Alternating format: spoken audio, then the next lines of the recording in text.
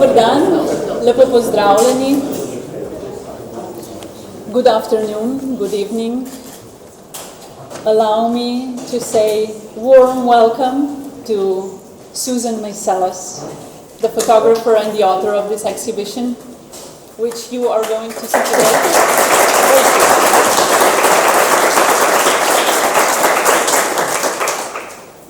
I would also like to extend my warm welcome to Ambassador of United States, Mrs.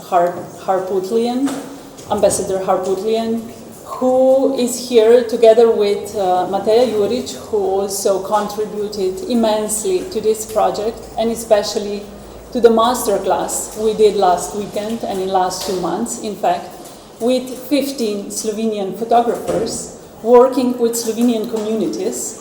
And I am absolutely certain that we will still hear about the outcomes of this masterclass, of this inspiration that the participants got from Susan, as well as from Lydia Matthews and Luciana Pinchiero, who are also here with us. Good evening to you as well. Susan, today I learned that you don't like speaking that much in public,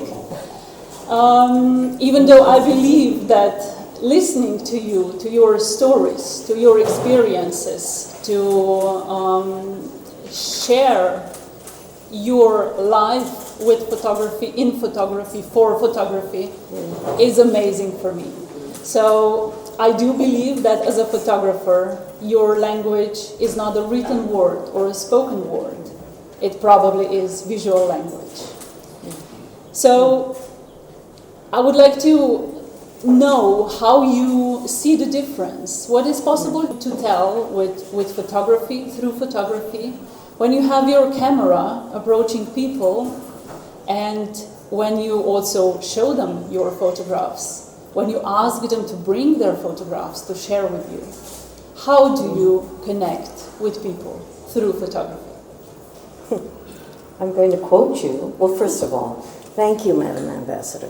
My first time in Ljubljana, and also for Lydia and for Luciana, it was really, and we have some of our masterclass here, so you didn't get too much from us, you want more from us. It's really great that you're here too. So how can I possibly, Maria, thank you for the opportunity to get to know this community, even if it's just a little bit, without making photographs. Usually the photograph is the sort of excuse, and you've heard me say this already, but I find it, in retrospect, I realize it's been the excuse all my life to be somewhere I don't belong, and try to find a meaningful connection, and that is often through the photograph. And it could be the photographic exchange in the sense of an image being brought back to someone. It could be someone recognizing themselves in a particular setting, sharing how they see themselves. So I see the photograph as a point of intersection.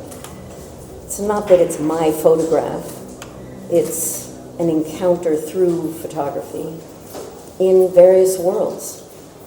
I think we're going to touch on this, to who the photography belongs when you take a photography. And in English language, taking photography for you probably doesn't work like that. I prefer making than taking, and unfortunately, photography has had a history, and in understanding that history, changing the path of what photographing can be is a challenge, because there's certain, as you know, a photograph matted and framed on a wall has a certain meaning. So even breaking the code of what to expect when you go to an exhibition of photography. To what extent you expect to interact in a different way with the subjects of the photographs? Or is it only about the authoring of the photograph? So all of these are questions to continuously provoke, let's say. For me, your photography really proves that there are at least 3 persons always involved in a single photography. That would be a photographer, the subject, and of course the viewer as well. Maybe there are more people involved for sure, but basically at least 3 people, because it depends of all 3 of them, how do we read it, right? And I think it's very interesting that you started actually as an educator as well, and that you studied visual literacy for yourself first. And I think this is still, nowadays, visual literacy is still something we are really missing it from schools, children do learn how to read letters and words, they don't still learn enough to read the images. But I think for you it is like a life mission as well to make people be able to read images, to see what is behind the image, behind the photograph. So you've been involved in education a lot. What does educating people mean to you, sharing your knowledge? It's a process, and it continues on and on and on. And so we don't have one reading of a photograph. We have multiple readings. We have multiple settings in which we're reading photographs. So it's not just, I think, in schools, it's on our phones, it's on the advertising, it's everywhere in the world in which we inhabit.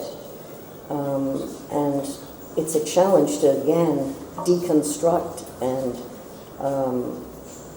delayer the reading, So it's actually beyond the vocabulary. I mean, I'm looking through you to a photograph that obviously I made in 1978, and it had an ongoing life, which some of you might later get to see. This video is a short recording of something called Reframing History. And though I made the photograph at one point in time, I brought it back 25 years later to the community where I had made that photograph. And somebody in the photograph, the middle figure in this case, Husto, speaks about that moment in his life, at that moment of making that photograph. But of course, time moves on. So when we talk about 3 perspectives, time is the biggest perspective. So it's the remembrance of being in a photograph or making a photograph and then seeing a photograph. The photograph continues to evolve in time, and we change our own relationships to the reading of the photograph. But it seems that you have been profoundly curious how people see themselves on your photographs, what they mean to them when you take a photograph, which we can see already from the earliest series on this exhibition. Yesterday you said those were not my subject in 1971. Those were my neighbors. Those were people who lived in the same building with you while you were studying. So you took photographs of them. But that's not all. You didn't just take photographs and show them. No, you brought them back to them and asked them opinions, how they see themselves. And this is something what I see really consistently through all your work. You're always going back to people. So this probably also opened again the question of who the photo actually belongs. And who it's for, but it changes, and it can have many, many lives. I think it was important to distinguish. It was not only my neighbors, but many of us live where we have neighbors that we don't know. So it was a way to come to encounter my neighbors and, open up a dialogue with the neighbors in a sense. To get to know them, to connect with them? Know is an interesting word in English because I'm not sure how well I knew them, but it was an opportunity to have a moment of engagement. And a lot of this work is about different kinds of times of engagement. As you know, the next room is really about longer-term relationships, and this first room is more about the encounter of a photograph with a stranger. And I think in the second room I begin to have a different idea about immersing, spending time, returning, sharing the process, be it through contact sheets or over time seeing people, seeing in my case the Prince Street girls on the back wall they are evolving, so they're seeing themselves through the photographs I'm making over a few years' time. So the photograph is, again, a part of the inspirational exchange, you know, that leads you to different ideas. I know that you know this, that you will hear when you go through the space in the second room, instead of a written text, you begin to hear voices, and the voices are reflecting on the experiences people have that I'm photographing them, but I really want you to hear them and hear how they express, how they see themselves. Yes, it's some kind of whole feeling of the series when you add also sounds, and then you also add videos. This is your practice. It became your practice, of course. Photography is the main medium, but there are also archives which are extremely important for you. So as you will see through the exhibition, each series also has the archive. Let it be like in the case of Lando, where you invited people to bring photographs and build this visual genealogy of the place where you worked, or let it be the process of the photographs you have taken. It's amazing to see, for example, with carnival strippers, all this personal correspondence with girls which you photograph, who really did feel that you are interested in them as a human. And I think it is striking to see, of course, people like carnival strippers working in conditions we probably cannot really imagine. I mean, for me it's really sad, but I cannot get lost of the comparison with a circus. Actually, carnival strippers, they were moving around with a van, and they just had their shows, right? So it's even a little bit like a human circus, isn't it? But only for men, I would say. And but you were interested in what does it mean for those women? Well, because I was a young woman, not that different in age than they were, though I wasn't looking for the girl shows, but when you see them, it was startling. This is 1972 and 73, so it's a long time ago. But I think that the questions at that time, some of you were around then, you know, the women's movement was very outspoken in this period, and so sex work was very controversial. Yes. And these women were very defiant and felt that they no longer wanted to be dependent on the men around them. And I was, I guess, defiant that I wanted to go in and reveal the conditions that they were working within. So, you know, it's of a very particular time frame. It's interesting about the letters and why the letters are important in the vitrine. Of course, now you think about iPhones, you know, the materiality. I think one of the things we wanted to bring forth in this show is the behind-the-scenes material in many different examples of that. Sometimes it's obvious, it's a contact sheet. Sometimes it's little notes. In the carnival stripper vitrine, you see Lena writing me about whether or not she can edit the text that I've sent her that's going to represent her words in the book form that came from the sound. So it's trying to give a flavor. You can't give it all, but you're just giving a tease that there's more that lies behind in the process. I mean, what's fascinating is that you even involve them in how they are going to be represented. It's not just coming, taking a picture, publishing a book, presented it to Magnum, which was your entrance to Magnum Photos agency at that time, but really being interested in what they have to say in their own representation. At the same time, the little Prince Street girls were coming into your dark room. How did they see on the other hand, the carnival strippers photograph being developed? You worked in your own dark room at that time, in Little Italy, where you still live. Yeah, I still live in the same loft, and I told you that I think they were somewhat shocked because they were coming up to my loft to see a darkroom process, but to see themselves and they didn't know what to make of seeing the photographs I was printing of the carnivals.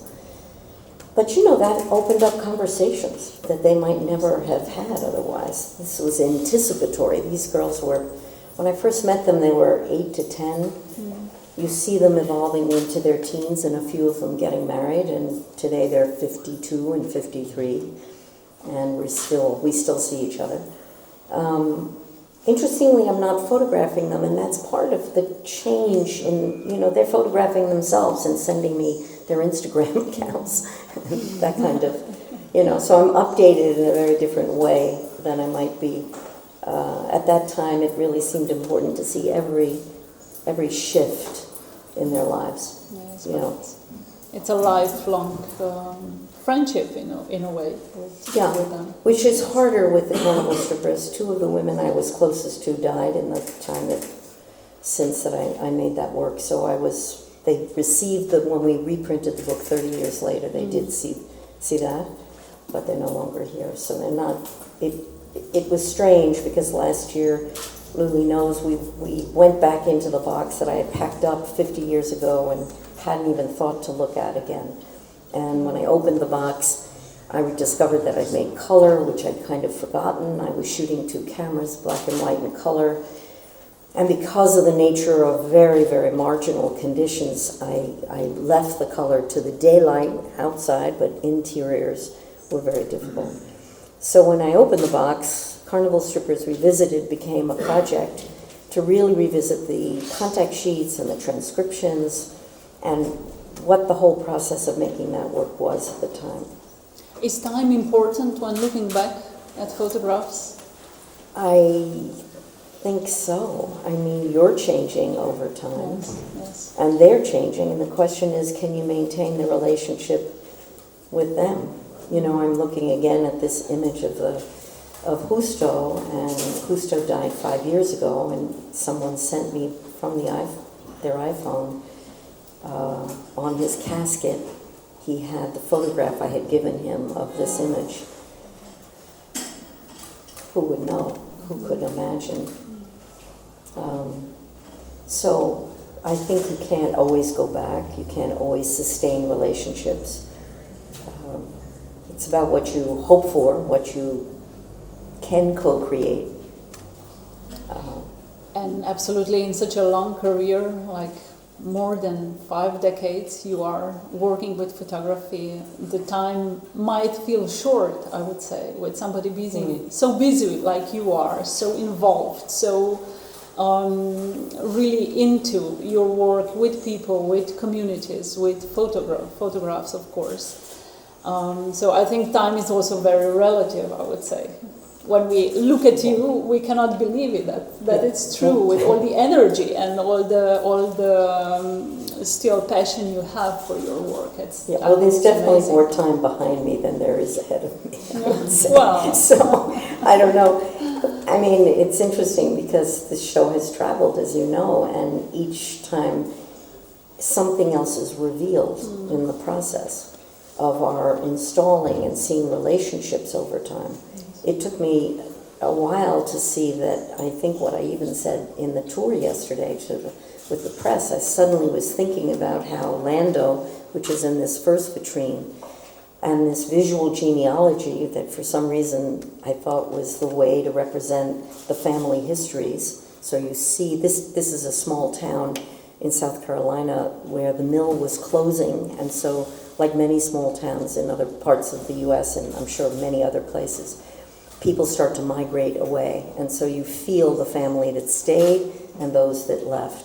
And we wanted to make a visual register of that. So you see the grandparents and then how many children they had, and then the next layer is how many of those children stayed and married and had children. And so we defined the whole community through this process. And it was done by teenagers collecting the family photographs, going to talk to their grandparents about what had happened to X or Y. So that is a process that 1974, and you know, what is it, 30 years later, 25 years later, I'm doing something similar in a very different world where I don't speak the language in Kurdistan. And when you get to the vitrine in Kurdistan, you'll see it's also fragments of history. Yes. Nothing's complete. Everything is part of a puzzle that people are kind of trying to hold on to against the erasure that occurs. We're going to touch Kurdistan a little bit later, but there is still the moment in your career, 1978. You are sitting on an airplane towards Nicaragua. It's in terms of your work, it's a leap, like you said yesterday. Everything changed in terms of photography for you. You have become a member of Magnum 2 years earlier to that. But it was your personal mission, your personal decision to go to Nicaragua, to do your story about the revolution starting there. You were 30 years old at that time. No, I turned 30 there. It's Okay. very significantly Okay. different. Yes, yes, Because that's when you true. turn an age that you think is significant, it registers, what am I doing here? Exactly. My friends aren't here, my family isn't here, why am I here? I'm really So, interested in that. How do you recall that moment in your life?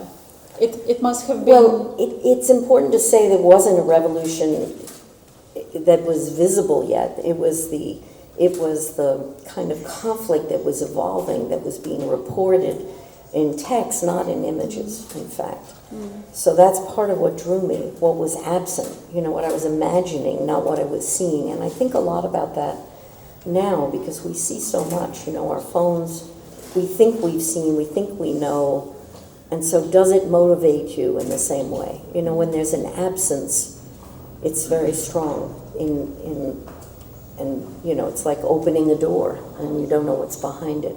So the real panic in that plane was not knowing what to do, because I'd never gone to a country where I knew nobody, I didn't speak the language. Suddenly I was going to land and I hadn't even thought, where am I going to stay? And the funniest story, I don't know that I told you that, but the person there was nobody at the airport to meet me because I didn't know anyone. And a woman came up to me and assumed I was from the Peace Corps, which our ambassador would appreciate, I know. And I wasn't from the Peace Corps, though in a way my heart was like what I think Peace Corps at that time represented. And she said, well, she didn't show up. Do you want her room? So I had this incredible good fortune. It was a $5 a night room, which was appropriate for the Peace Corps, and that's how I landed in Nicaragua. But, landing and then figuring out where you are and what's going on is a slower process. But I still read in one of the Magnum's histories that you ran out of films. They sent you new films, and they also send you a lens because they were a little bit afraid you are too close. Yeah.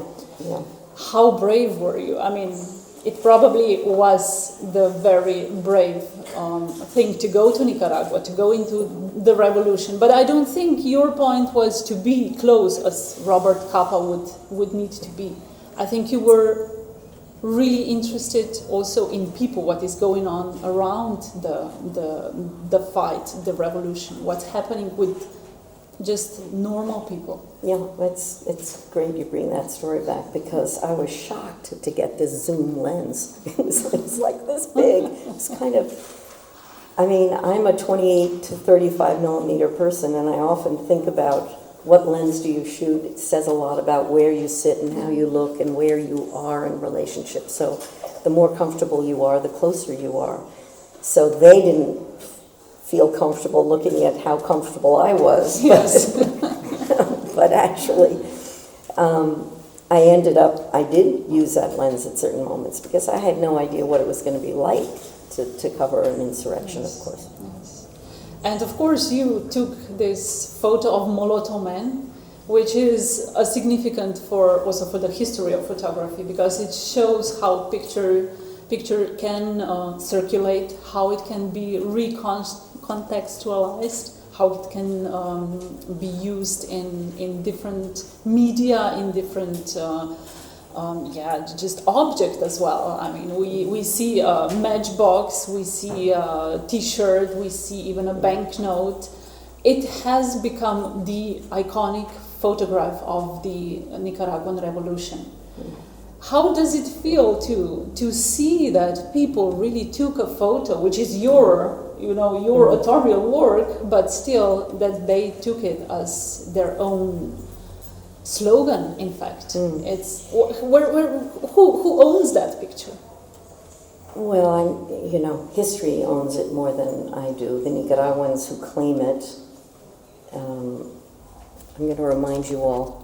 There's a postcard, and I hope you'll take it, SOS Nicaragua, which came to me as a Facebook page, and you'll see on the other side. So this is the Molotov man you'll discover on the walls there. And this is the last gesture of defiance against Somoza in 1979, and he fled the country, and the Sandinistas took power. And 40 years later, you'll also see a T-shirt, and that's the resistance of students fighting against the Ortega government. So he goes on with a life, and I wanted people to know, sometimes it's hard to put up photographs that seem final, and histories move on, and we don't always read the headlines, but these are difficult times still in Nicaragua. Yes, and the photograph still has the life after. And not all photographs have lives of their own, but this one certainly has. And in a different way than Che. We know Che. Yes. And of course there's one moment, there is a photograph of the Molotov man with Che, and he was very excited to be on a T-shirt with Che. But I was astounded to see him on a T-shirt on the 20th anniversary of the revolution. So you don't know where the photographs are going to go and what they're going to mean to people in time. And sometimes it's good if you don't control them, right? Well, you can't. You can't. It's reconciling that you can't, and then the question is, what can you make that reveals that process? But you can look into this from a curious point of view, what actually is happening with photographs and how they are distributed, how they circulate, and how they are used, which I think this mediation installation really shows beautifully what can happen with a photograph and its life after. Staying with revolution, war, conflict, of course we have to touch the Kurdistan, which is again one of the main projects we can expose in your career. This exhibition is a retrospective. It doesn't show everything. It might not even show your favorite series. I think there are some which we could still mention as well, and they are not here. But they do have the red line of your career, so you can really follow what your main topics were. That's why the selection here. And we did leave out El Salvador, which was followed after Nicaragua. But Kurdistan it's the life project actually for you, because it still is ongoing. You still are engaged with Kurdish communities, with Kurdish diaspora all around the world, inviting them to contribute to this common history of people who don't have their own land. It started, of course, with you going to Kurdistan after, at the moment when the genocide in Iraq started. Well, actually, hearing about the genocide, but really seeing the flight of Kurds, and I'm not sure how many of you or what you would have seen in Slovenia, but in 1991, there were 180,000 Kurds fleeing northern Iraq into Turkey at that time and into Iran on the borders to refugee camps. And no one really understood what had happened. There wasn't much reporting from within the country. People were reporting from the refugee camps.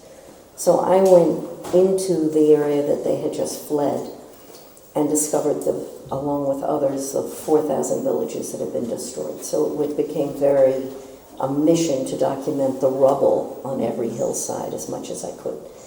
And that opened up questions mostly. I mean, why did I know nothing about who the Kurds were? I mean, maybe all of you do.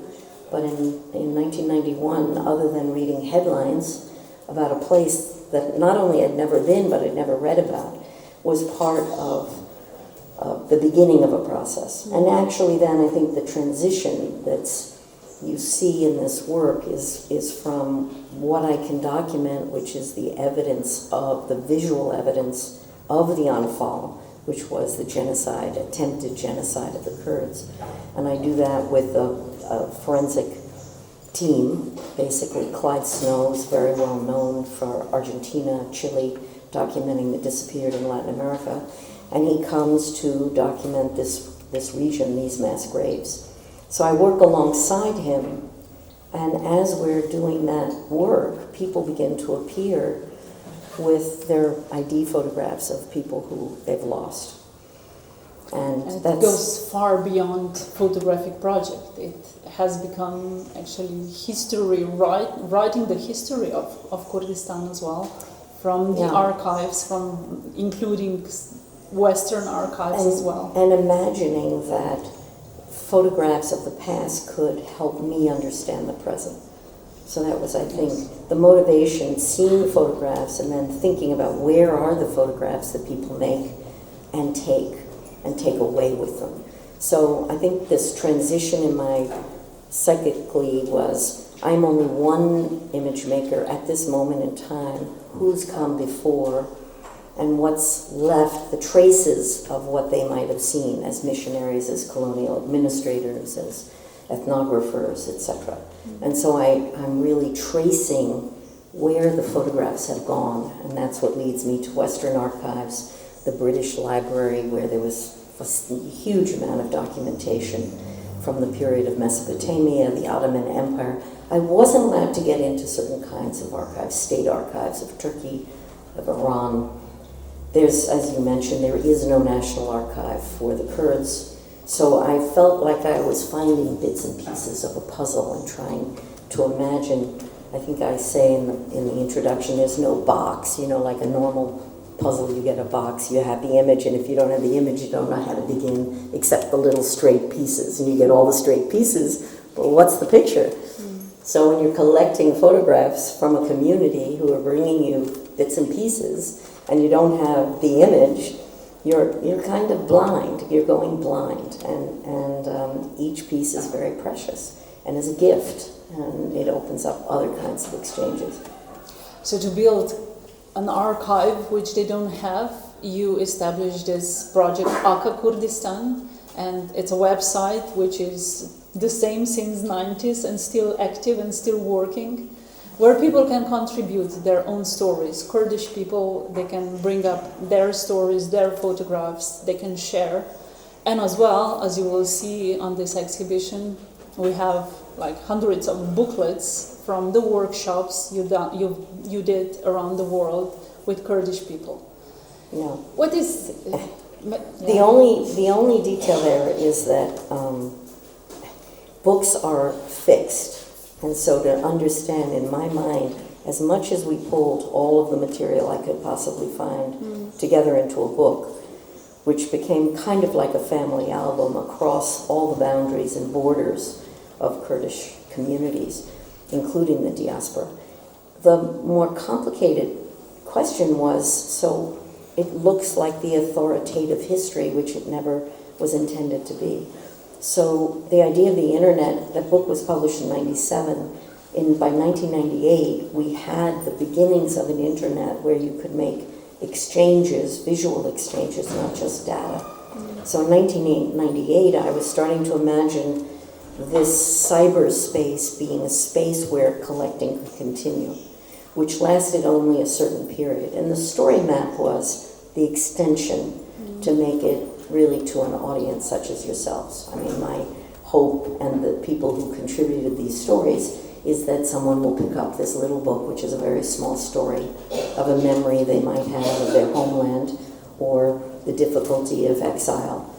And it's a very partial, it's a gesture, it's an invitation, it's a contribution, but it's not anything more than, the beginning of a dialogue, really. Of course, I see you are humble about that work, but I still think that you have some really beautiful stories also to share from people who worked with you, who you work with. Today you mentioned that there was a person who found her own sister on the exhibition. Could you expose maybe some story from the workshops, from experiencing people actually, which gives you the feeling that this is something worth doing? Well, the story I told Maria at lunch was that there's a woman you'll see in the vitrine called Margaret George, and Margaret was a Syrian Christian. So she was allowed to fight with the men, the Peshmerga in Kurdistan, unlike the Muslim women. Now that's not true in Turkey. The PKK does have women integrated, but this was in Iraq in the 60s. And Margaret, you will see, photographed with Barzani, the great leader of Kurdistan in that period, and with her sister, and both dressed as a Peshmerga and dressed in her, kind of traditional clothing.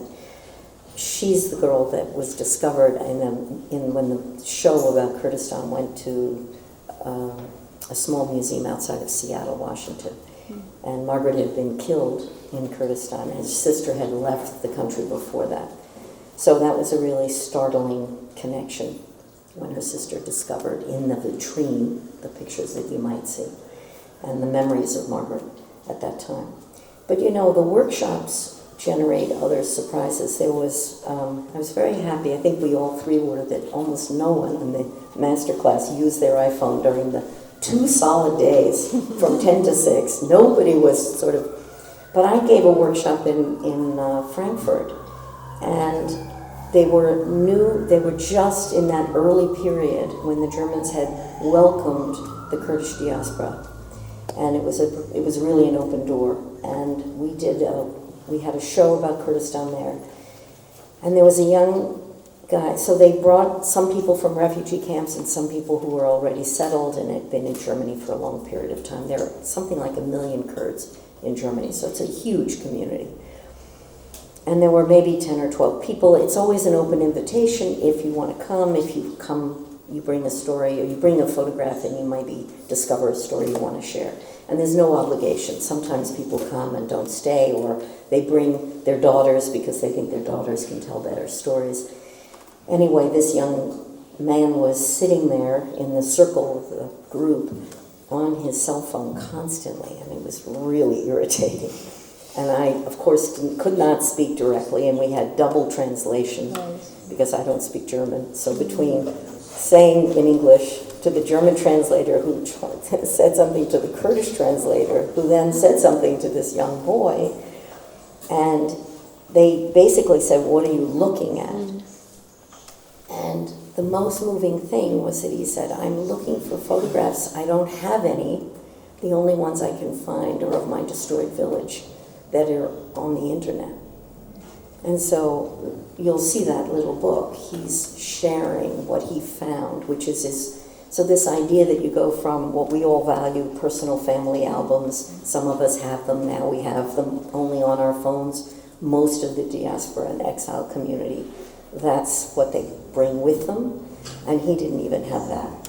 So he was researching Afrin, the town that had been destroyed on the border of Turkey and Syria at that time. Only imagine that his personal memories might be there somewhere. Triggered by precisely that, and that's what he then wrote a story about, being a student leader, being forced to leave, knowing no one in Germany, and just beginning on this long journey, really, a long journey of waiting and what will happen next. Yes. Violence, for sure, is the topic you are touching with a lot of empathy, a lot of understanding, and because I see you believe it's important to bring it forward, to expose it the way that we all can think about it, we all can reflect on it. But there's an interesting moment when you also gave space to violence, to pain, and it's a completely different topic, with S&M Club that goes into voluntary pain. And again, thinking back to carnival strippers, sex industry topic, which is one of the topics you worked on. But how does it feel, like seeing a lot of pain with people and then picturing the pain which is voluntary, which people decide to to cause to themselves. It's a very subtle, I think, approach to look into this, and you have to be, of course, very sensitive about to understand that. I think so. You'll find this work. It's called Pandora's Box, and it's kind of hidden, as Pandora's boxes are, in a kind of the cave in the second room. And I was explaining to Maria that it's hard to give a full context for that work. But working for a decade in Latin America, the interrogation cells, the prison cells, the stories of torture, the evidence of torture, the exhumations, probably all of this were the conditions that I carried with me into this setting. And this is a setting that is by choice. Both the mistress, the dominatrix, obviously is given a code word. The person who invites the violence, if you could use the word violence, whether it's a whip or whatever tool, they choose, and they choose the limits, and they choose the degree, and they are also in a position to say, mercy, mistress, and it stops.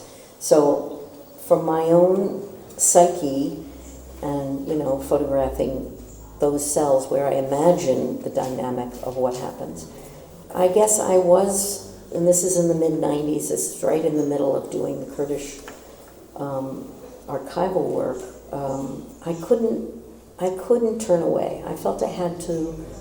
This is before Abu Ghraib, actually. This is before we see those photographs, collectively, publicly.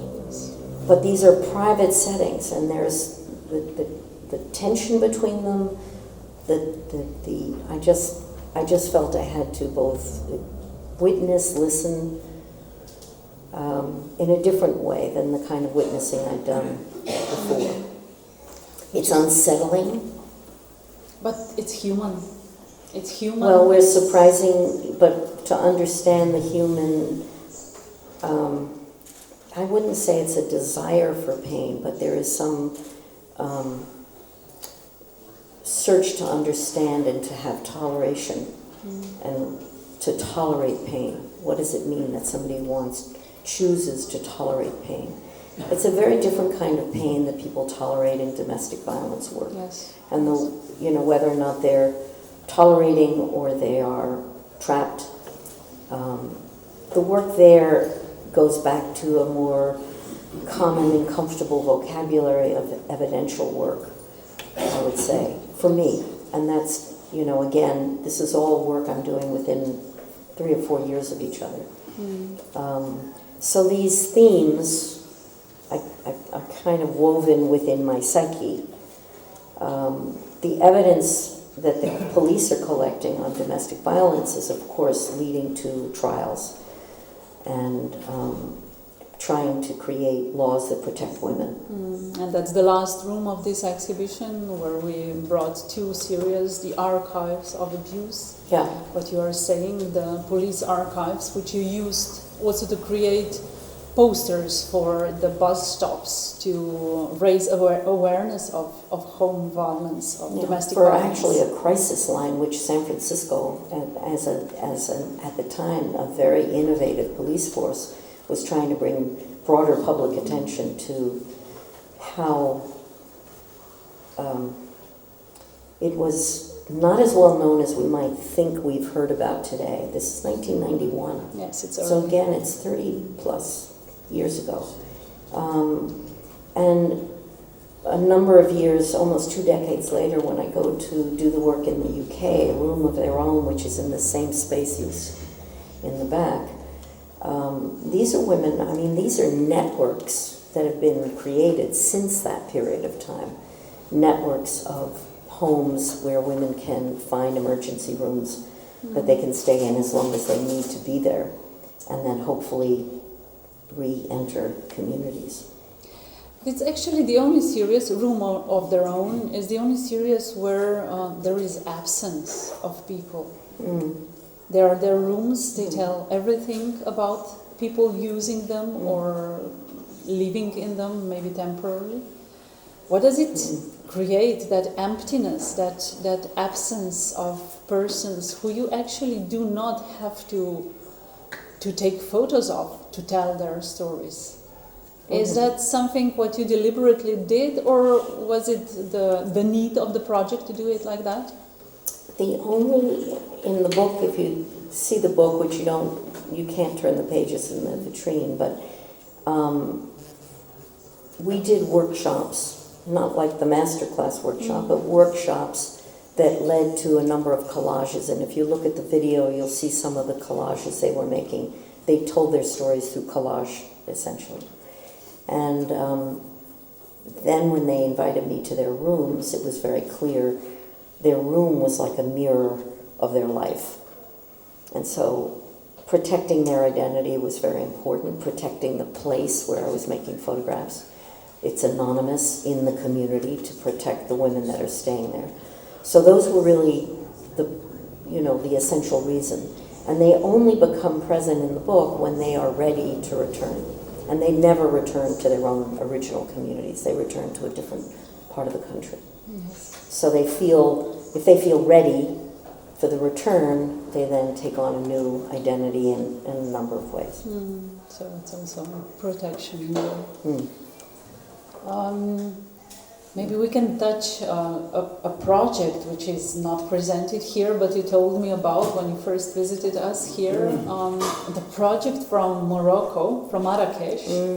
I find it really amusing how you actually examine the value of the photographs you were taking. You were there with other Magnum photographers on a mission in 2013, I think.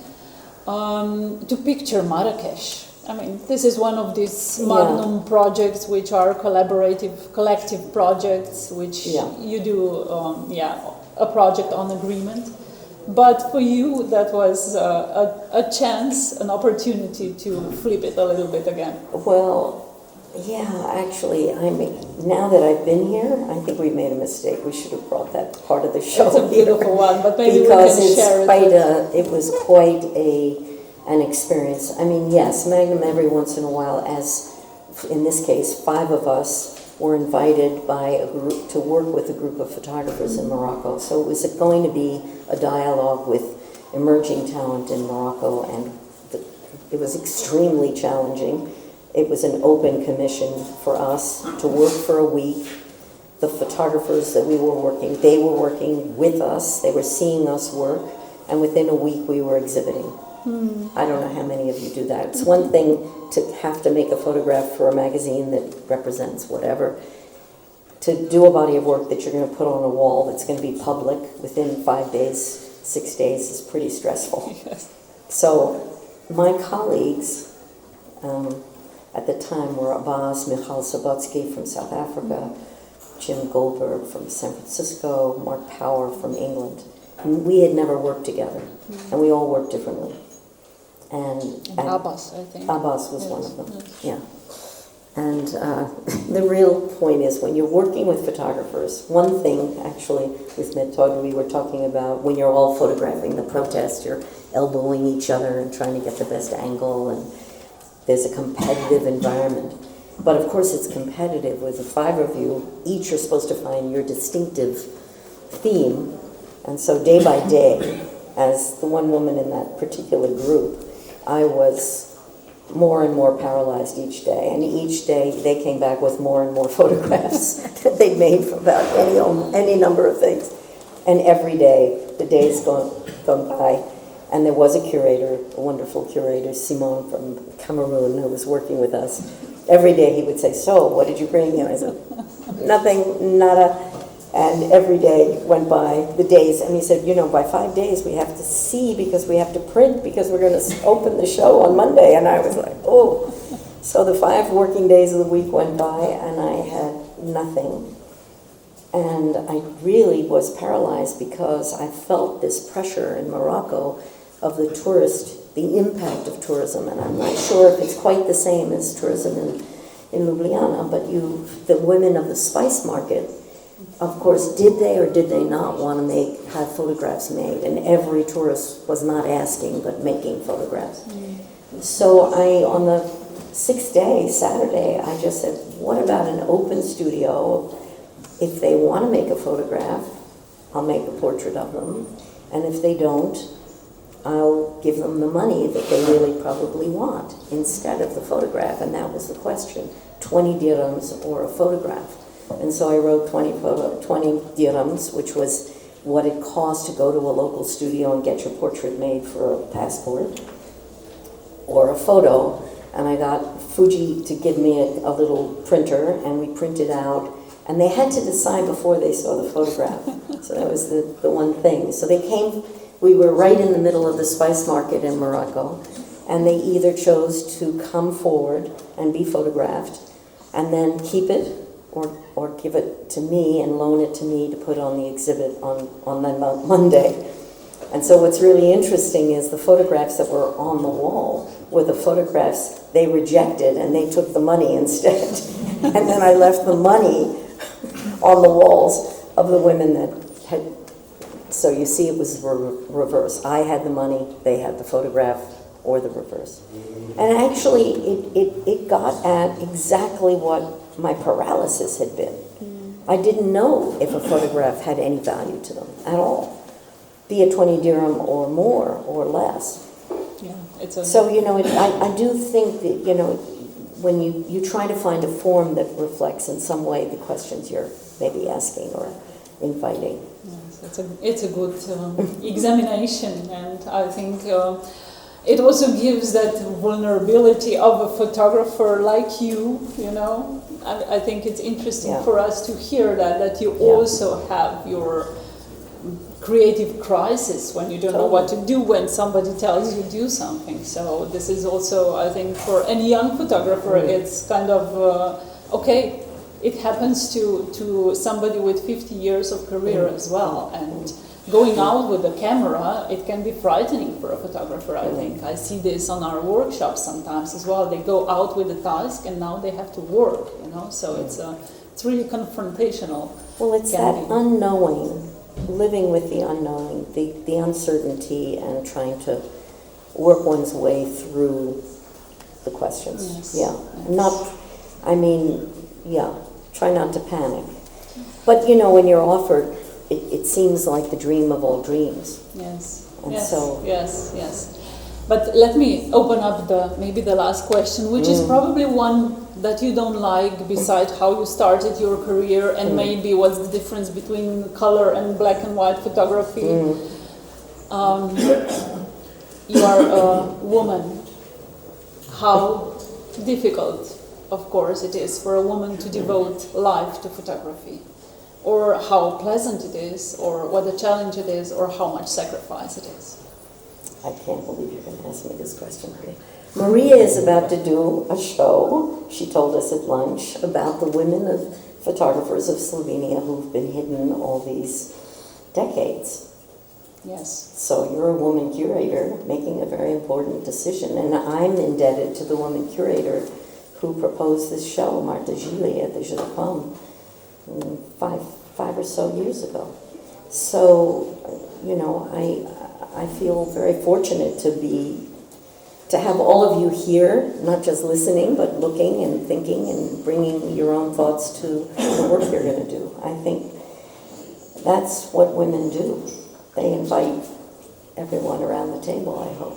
Exactly. So, around the fire. Around the fire. To host. Yeah.